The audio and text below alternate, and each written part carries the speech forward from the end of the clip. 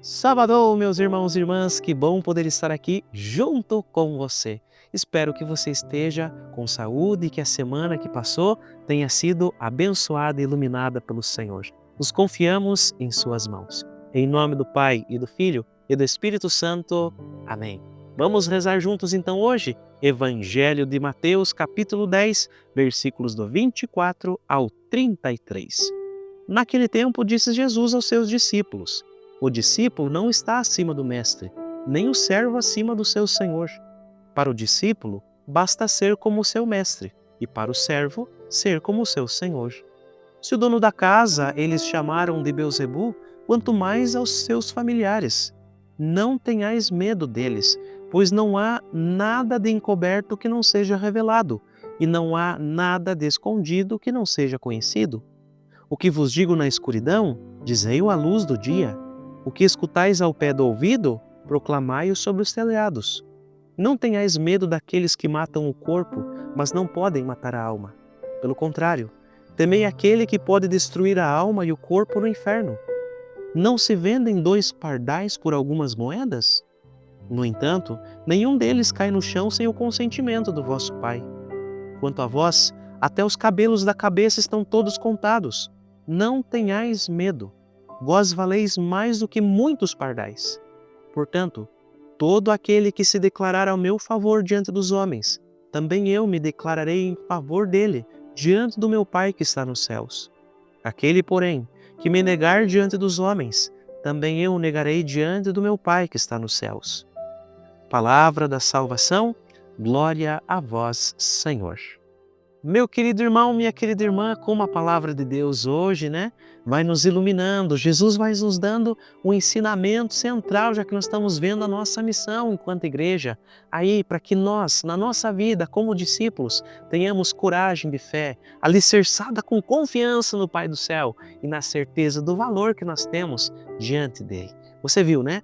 O discípulo não está acima do mestre, nem o servo acima do seu senhor. Jesus vai nos recordando esta verdade fundamental do chamado, da vocação. Ser discípulo é trilhar o mesmo caminho do Mestre. Como Cristo foi rejeitado, perseguido, humilhado, também os seus discípulos vão enfrentar no seu caminho rejeição, vão enfrentar provações. O Evangelho não nos promete um caminho sem cruz, não, mas nos garante que esta cruz nos une a Cristo e nos configura a Ele. Meus irmãos, vamos lá, nesse primeiro ponto. Participar da missão é participar do destino de Cristo, do caminho de Cristo. Jesus diz para nós, se chamaram de Beelzebu, o dono da casa, quanto mais os seus familiares. Ou seja, se o próprio Senhor foi acusado de agir pelo poder do demônio, o que esperarão daqueles que o seguem? Meus irmãos e irmãs, os discípulos verdadeiros não devem se iludir. Devem ser fiel ao Evangelho. E significa tudo isso aceitar ser um sinal de contradição no mundo. Isso foi vivido pelos mártires, não foi mesmo? Pelos confessores da fé, por homens e mulheres que ao longo da história e continua sendo um desafio para cada cristão hoje. Testemunhar a verdade de Cristo, mesmo diante das incompreensões, das críticas, das perseguições, aquelas que são abertas, mas as mais escondidas. Segundo ponto do Evangelho, o convite à coragem. Não tenhais medo. Diante dessa realidade, Jesus repete 3 vezes no Evangelho de hoje, não tenhais medo. Por quê? Porque Ele nos revela o olhar do Pai. Até os cabelos da vossa cabeça estão todos contados. Não tenhais medo. Vós valeis mais do que muitos pardais. Aqui a gente vai encontrando essa afirmação tão bela, que vai levando a gente a contemplar a providência divina. Nada escapa do cuidado amoroso do Pai. Nenhuma lágrima, nenhum sofrimento, nenhum ato de fidelidade passa despercebido. Deus sempre estará ali, olhando a cada um de nós. Como o Catecismo recorda para a gente, não sei se é com essas palavras, que a solicitude divina providência concreta, imediata. Cuida de tudo, desde as coisas mais pequenas até os grandes acontecimentos do mundo e também da história. Que bonito! Terceiro ponto, a confissão de fé, ou seja, a coragem para testemunhar. Todo aquele que se declarar por mim diante dos homens, também eu estarei declarando ele diante do meu Pai. Essa fidelidade ao Cristo exige esta confissão pública, coragem de testemunhar. O discípulo não pode viver uma fé escondida, acomodada, superficial, como você bem lembra, né? É chamado a ser luz no mundo, mesmo que isto custe a incompreensão, a rejeição, a perseguição. Essa atitude não deve se limitar às palavras apenas, deve ser também um testemunho de vida.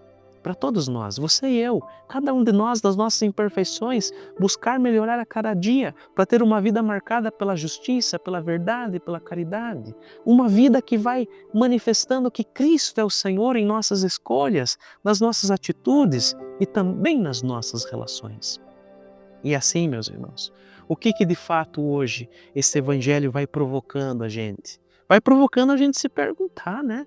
Se a gente tem vivido, você e eu, se a gente tem vivido a nossa fé com coragem, ou temos às vezes nos calado diante das pressões do mundo, se nós temos de fato confiado na providência de Deus, ou se a gente está aí sendo consumido pelo medo, pelas ansiedades, se de fato a nossa vida tem sido um testemunho coerente do Evangelho. Nem sempre é fácil, mas a graça de Deus vai nos sustentando. Então hoje somos chamados a justamente isso, a renovar o nosso compromisso de discípulos, que é seguir o Mestre no amor, na fidelidade, na coragem, mesmo diante das dificuldades, certos de que nós não estamos sozinhos. Deus está ali, junto conosco. Como diz Santo Agostinho, teme o pecado, mas não temas o sofrimento por Cristo. Não há maior glória do que ser confessado por Cristo diante do Pai. Por isso, Senhor Jesus, Tu que nos enviastes como discípulos, Deus, para estarmos aí testemunhando o Teu Evangelho, nos dê um coração livre, Jesus, livre do medo, livre das coisas que não agregam em nada.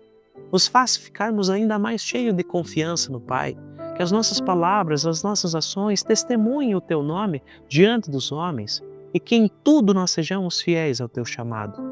Nos dê força, Jesus, na hora da provação. Nos console também nos momentos da perseguição e nos faça permanecermos firmes nesse caminho que nos leva até o Pai. Que assim seja. Amém.